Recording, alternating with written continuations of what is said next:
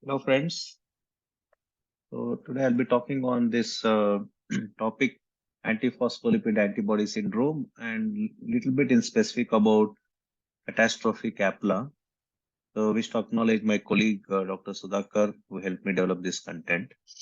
So it is a useful topic, comes under obstetric intensive care, and we do see few of these patients in a year, and it is important to understand the TNETs and the basic science of this whole APLA. So antiphospholipid antibody syndrome, which is called as APLA, or sometimes we call it as APS, antiphospholipid syndrome. So basically, there are three important components in APLA. So one, I'm sure most of you would recognize is they will have an increased risk of venous thromboembolism. But the typical aspect is they can have the risk of both venous and arterial thromboembolism. So that is one of the important diagnostic criteria. In this whole talk, you would see if you read any literature about APLA, the whole science is about trying to establish this diagnosis with various criteria. So there is a lot of definitions regarding the criteria which helps one to make a diagnosis of definitive APLA or possible APLA. For all that, it is important to recognize three important dimensions which it presents. One of the important dimension is who patients having venous or arterial thromboembolism of some nature, one should raise this suspicion. Along with it, I'm sure many of you would know that it is associated with pregnancy or it gets identified more in pregnancy. So the loss of pregnancy. So any individual where there is repeated abortions or loss of pregnancy that is happening becomes a second important dimension of this APLA syndrome. And the third important dimension of APLA to establish the diagnosis is the establishing the antibody levels. So we look at three types of antibodies.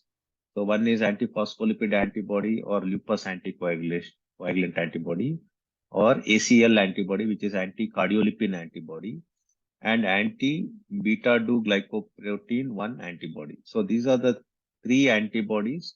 And when these three are positive, they are generally considered as a very classic APLA, and usually they are categorized as high risk APLA if all these three antibodies are present. So, and broadly, so these are the three dimensions. So in the first 3 to 4 sort of a slides, you would see me repeating these components in various formats because these are the three dimensions or components that would be utilized to establish the diagnosis of APLA. So broadly, APLA is classified into primary APLA and secondary APLA. Primary is genetic mediated. It is mediated by HLA, DR7 and DRW53.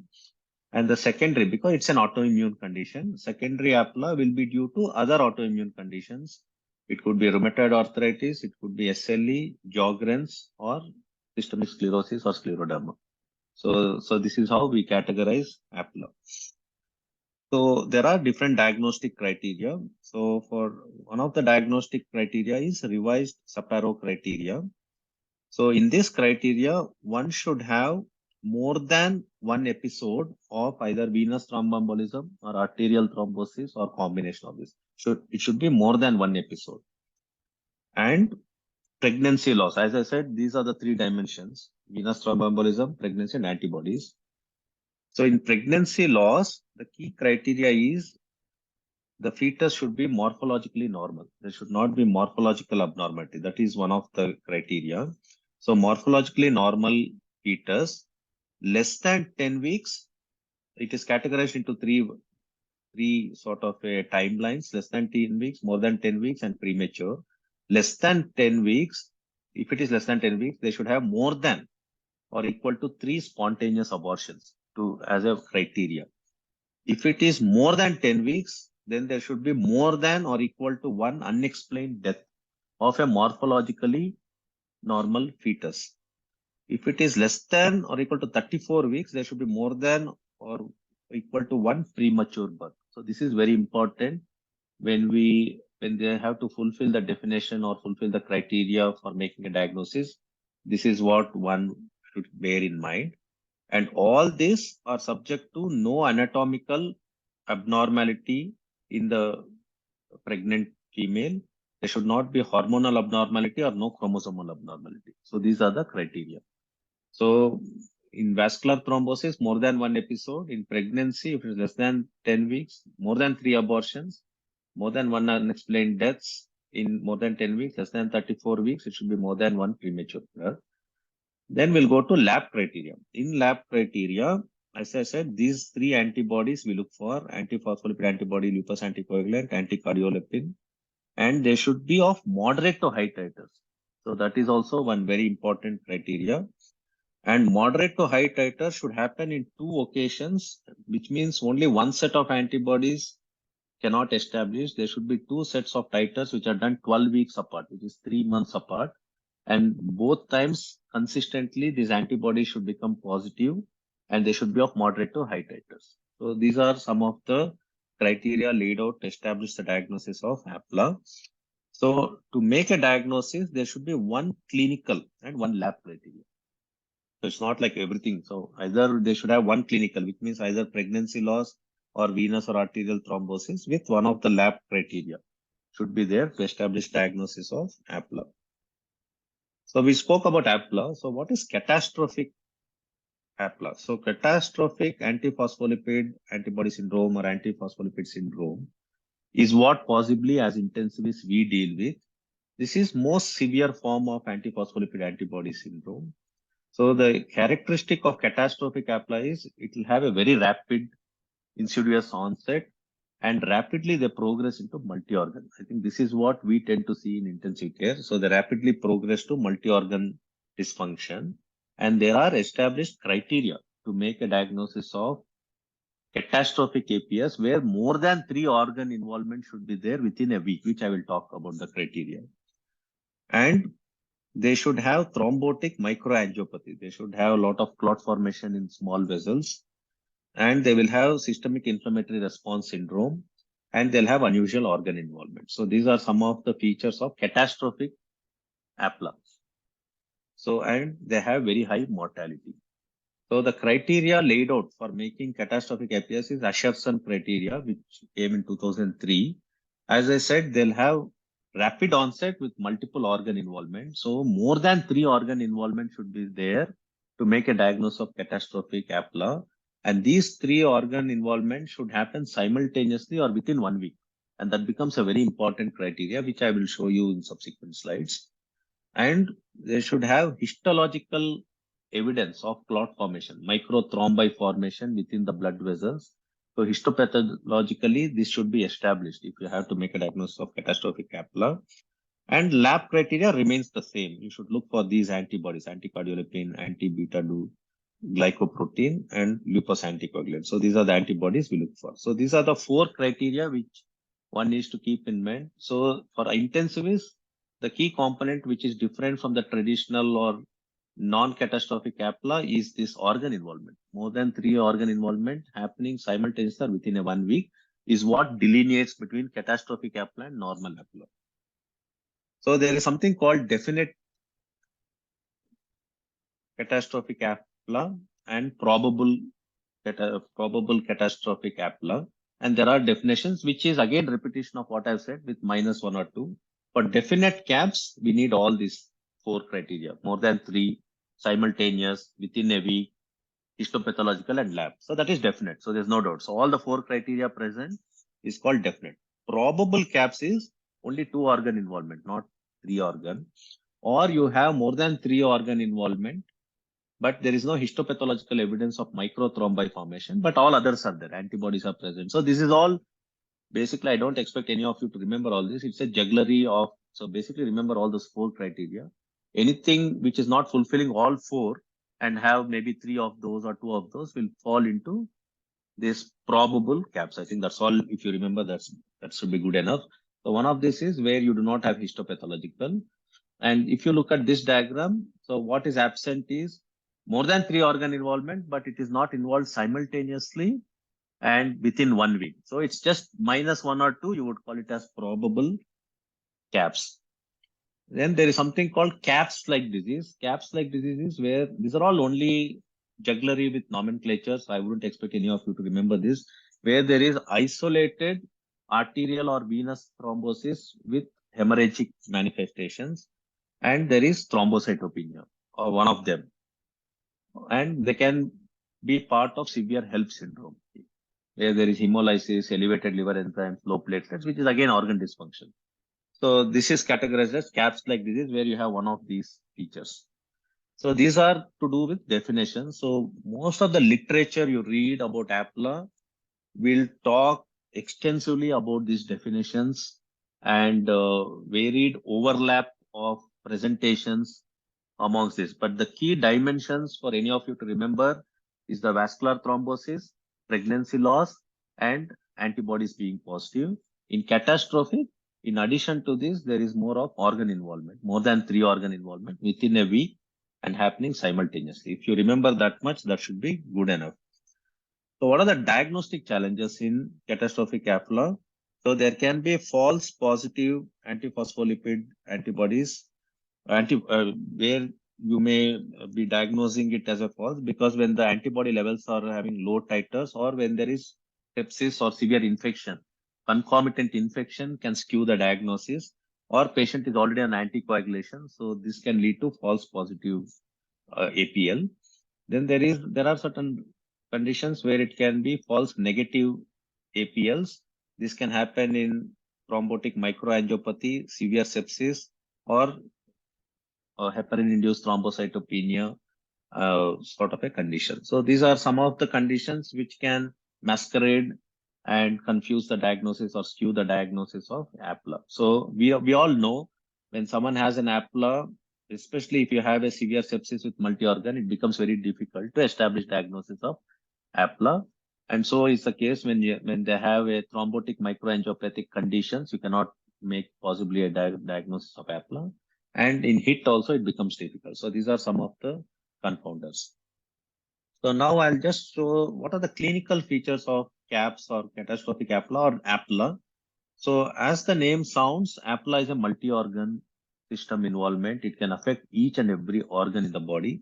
So I'll try to put pictorially in and into different categories. So the main thing, as you said, the one dimension is venous and arterial thrombosis. So they can have PE, and I've shown the percentages which has been recorded epidemiologically as to the risk. 14% of the APLA can present with pulmonary thromboembolism.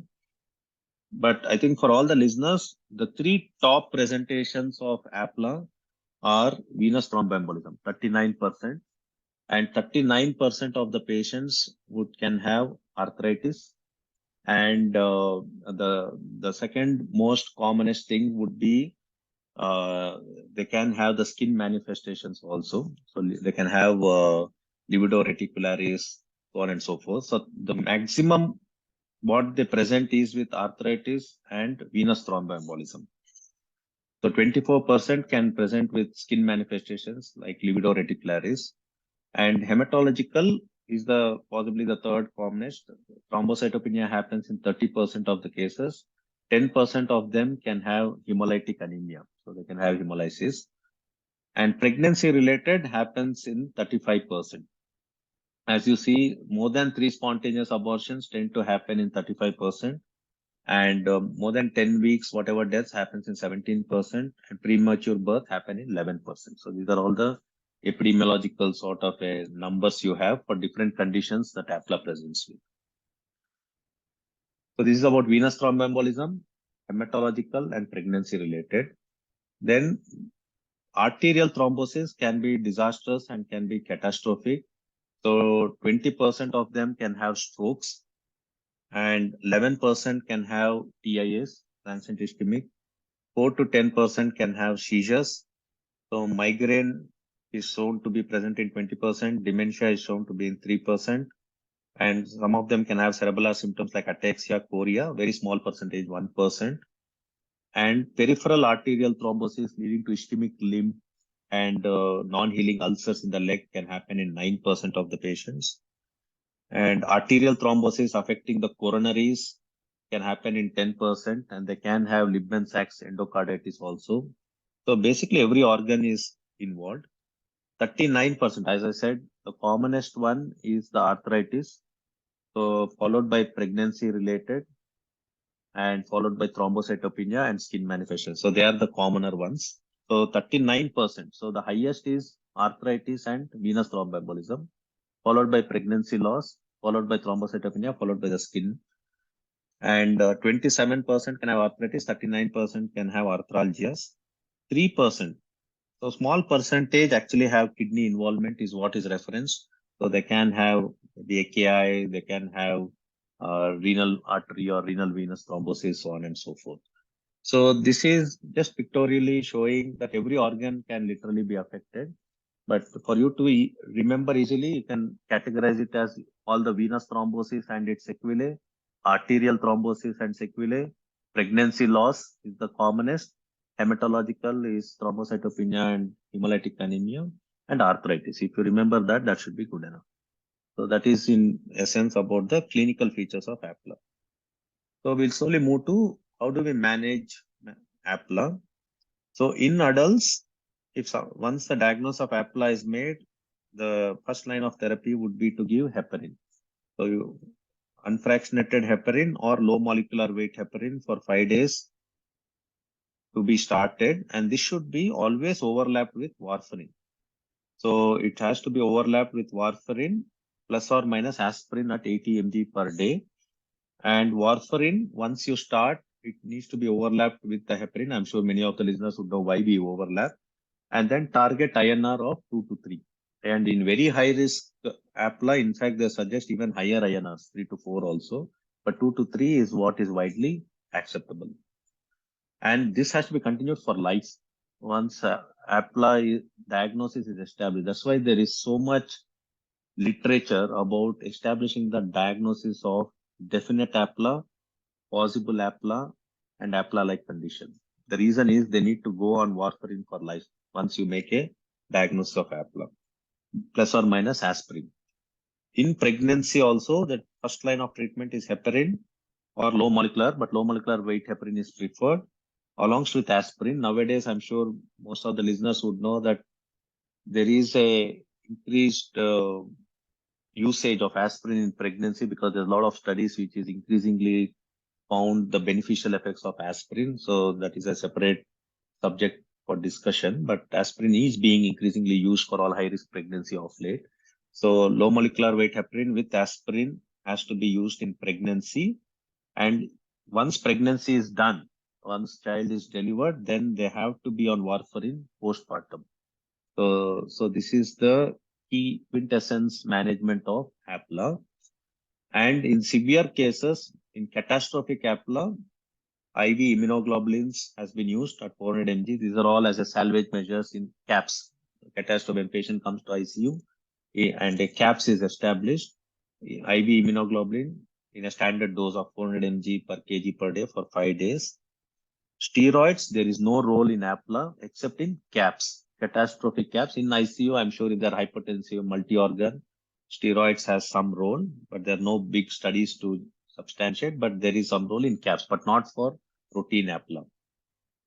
And in lab diagnostic APLA, where you have antibodies present, where you have anti-cardiolipin antibody, lupus anticoagulant, or anti-beta-2 glycoprotein, but no clinical manifestation.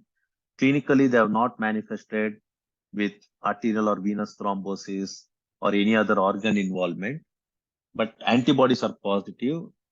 So the treatment that is suggested is aspirin plus hydroxychloroquine could be. These are all disease modifying agents, 200 mg per day. So this is something that is sort of indicated.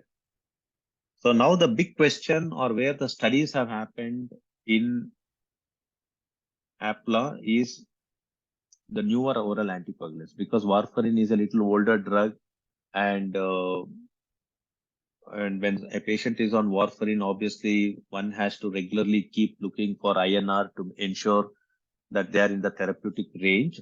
So the norm now is to use newer oral anticoagulants for arterial and venous thrombosis. So the big question, or the science or the studies or the effort that is put in APLA is to see whether there is any role of newer oral anticoagulants. So this is something which possibly for intensivists it will be of some value whether we can use. So the bottom line of the answer is there is no role for NOACs in APLA. So where does the science come from? There are very good trials. There is a trial called RAPS trial that has happened, which has come from UK. So where they have used rivaroxaban in APLA in 116 patients. So this is a good trial that came in 2016. They compared rivaroxaban versus warfarin in this RAPS trial. They looked at percentage change in the endogenous thrombin formation, and they found that the rivaroxaban was inferior compared to warfarin in APLA. In this particular UK study, it's one of the big studies because the APLA itself, the incidence is rare. So 116 patients was a good number. And they had done follow-up for 210 days. They had follow-up of these patients, but there was no thromboembolic events when they compared rivaroxaban and warfarin. But then the authors argued that possibly then NOACs has to be used because there was no thromboembolic events. Then there was a cohort study that came after this from Poland. So this was a cohort study in 176 patients where follow-up was done for 51 months. And they found when they used all sorts of NOACs, including rivaroxaban, dabigatran, apixaban, there was increased risk of venous thromboembolism in this particular study. So this led to another study called the TRAPS trial. So the RAPS trial basically said that there was no percentage change in the endogenous thrombin formation was more in rivaroxaban as compared to heparin, but no clinical endpoints, there was no difference. Then there came this TRAPS trial. This was an Italian study where again they used rivaroxaban in 120 patients and they took only high-risk APS, antiphospholipid patients. So high-risk patients where all three antibodies were positive. Again, they compared rivaroxaban versus warfarin and they looked for the risk of arterial thrombosis and they found arterial thrombosis was present in 12% of rivaroxaban patients as compared to 0% in warfarin. And in 12% where they had arterial thrombosis, 4 patients had stroke and 3 patients had MI. So this RAPS trial, TRAP study, and the Poland cohort study, which showed increased risk of venous thromboembolism, led to this European Medical Agency in 2019, which recommends against the use of NOACs in APLA. So there is no role for NOACs. So warfarin remains a drug of choice. And whilst they are in an acute stage, heparin or low molecular weight heparin in pregnancy is the way to go. So that's about it, folks. So thank you very much. So the overall summary is remember the 3 dimensions: arterial venous thrombosis, pregnancy loss, and the 3 antibodies: cardiolipin antibodies, antiphospholipid antibody, and anti-beta-2 glycoprotein. So those are the 3 dimensions. And the clinical manifest, all the definitions are based on jugglery of all these 3 components in various ways. And catastrophic apps, these three dimensions remain along with more than 3 organ involvement within a week or simultaneously. So that remains. And the treatment wise and with regards to clinical feature, it can affect every organ. Again, you can divide into vascular, hematological, pregnancy related, and arterial thrombosis related manifestations.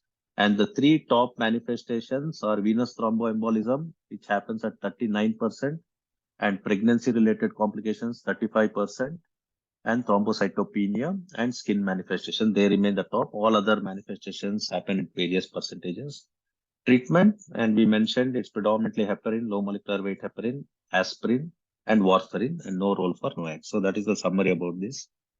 So thank you one and all. So you can visit my website www.drpradeeprangappa.com to read to this lecture. So end with this beautiful quote.